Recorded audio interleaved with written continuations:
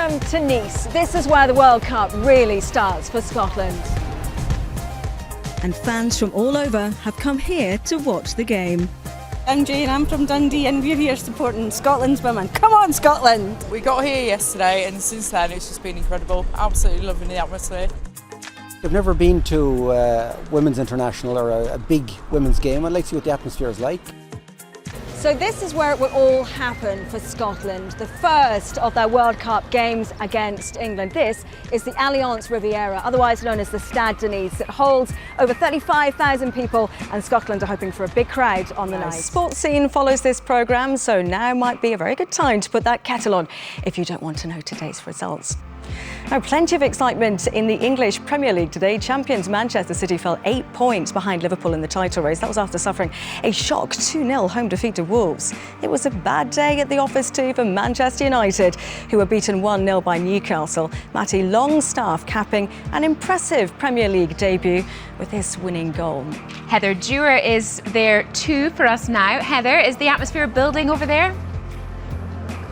Oh, it certainly is. Check this out. We're at the Trocadero, Rebecca. It's absolutely beautiful. Very balmy evening tonight. You probably see the Eiffel Tower in the distance. It's great. We've also got a guy who's playing tunes down there, by the way, so you'll probably hear them very shortly. But it's a great atmosphere here. We'll talk about that later. But first, let's kick off with some news from the World Cup, shall we? As football's world governing body, FIFA, says this year's Women's World Cup in France is on track to be the biggest ever. Scotland are still hoping to qualify from their group despite 2 defeats so far. But just what could this tournament do for the women's game globally? From Paris is our sports news correspondent, Chris McLaughlin. Well, I've come to Edinburgh tonight ahead of their big Challenge Cup game against Bordeaux, not to watch the rugby, but to see what Edinburgh are doing behind the scenes to allow those who are visually impaired to follow the game. We're using a new concept which is a Braille rugby board. It's not often football's European champions compete on Scottish soil, but this weekend that's all about to change as Liverpool come to Edinburgh, their venue, the home of Scottish rugby, and a tie against Serie A giants Napoli. So could we one day see a Champions League final being held here at Murrayfield? Well, if the SRU get their way, the match this weekend could just be the start of bigger things. So big ambitions then for the National Rugby Stadium. But what about events like this coming to Murrayfield? What about the local community? Do they welcome them? Well, you bet they do. And I've come to meet some of them. But when I was a young lad, Liverpool was full of great Scots, you know, Kenny Dalglish, Alan Hansen. It covers 3 stages, from Dundee to Dunfermline tomorrow, Glasgow to Perth on Saturday, then finishing in Edinburgh on Sunday. A gruelling challenge with some of the best riders in the world involved, including this Olympic, world and Commonwealth champion. I'm excited now. I've been nervous for quite a lot of the running. Like, excitement's definitely overtaken now. This is the place that it all started, here in Rue, here down at the marina. It looked a little bit different though back then. Yeah, it wasn't as developed as it is now, but it brings back an enormous amount of happy memories of kids playing around in the water, having a wonderful time. Let's find out who Heather's with. Jenny Faulkner, lovely to have you here. Tell me, why did you think it was important to come and support this? Oh, well, look, there's over 25,000 people taking to the streets of Glasgow today. This is the biggest kind of sporting event that people can get involved with in Scotland.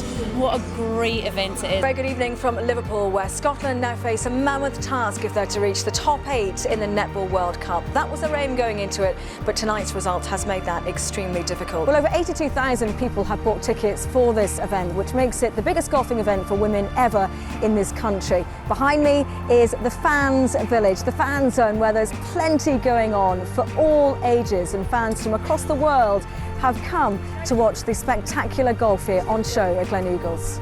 Now, female athletes don't often talk about their period or about how it affects their performance, at least not publicly. Now though, more and more women in sport are revealing how performance issues and injury rates seem to be related to menstruation. Heather Dewar's report begins with her speaking to the footballer Jamie Lee Napier.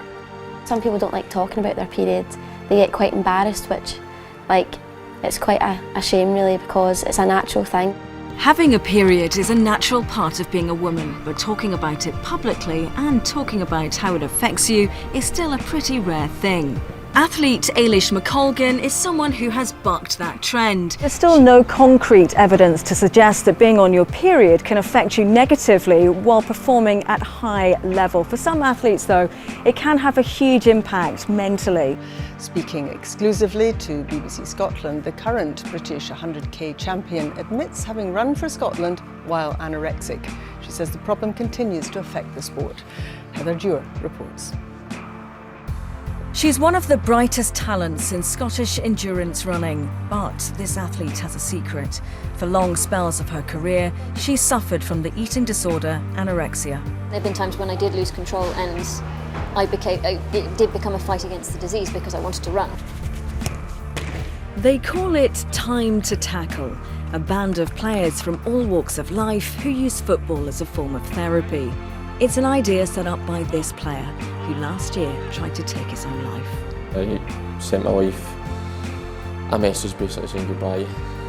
I stood at the side of the track for a while, just waiting, and I sort of heard the train in the distance and I seen it. So this is the Solheim Cup, and pretty heavy it is too. This is what Katrina Matthew will try to bring back home with her once again in 2021. And if she does achieve that, she'll be the first European captain ever to win back-to-back victories. She'll be going with a tried and tested formula, bringing back her vice-captains for 2019, Suzanne Pedersen, Laura Davis and Catherine Imrie. Of course, though, Pedersen ended up playing in the event, but she said she's very much looking forward to the role. Matthew has won in America before, but as a player back in 2013 in Colorado. The venue for 2021, the Inverness Club, designed by a Scot. And the North Berwick golfer will be hoping once again that the link with Scotland can prove to be a very good omen for her side.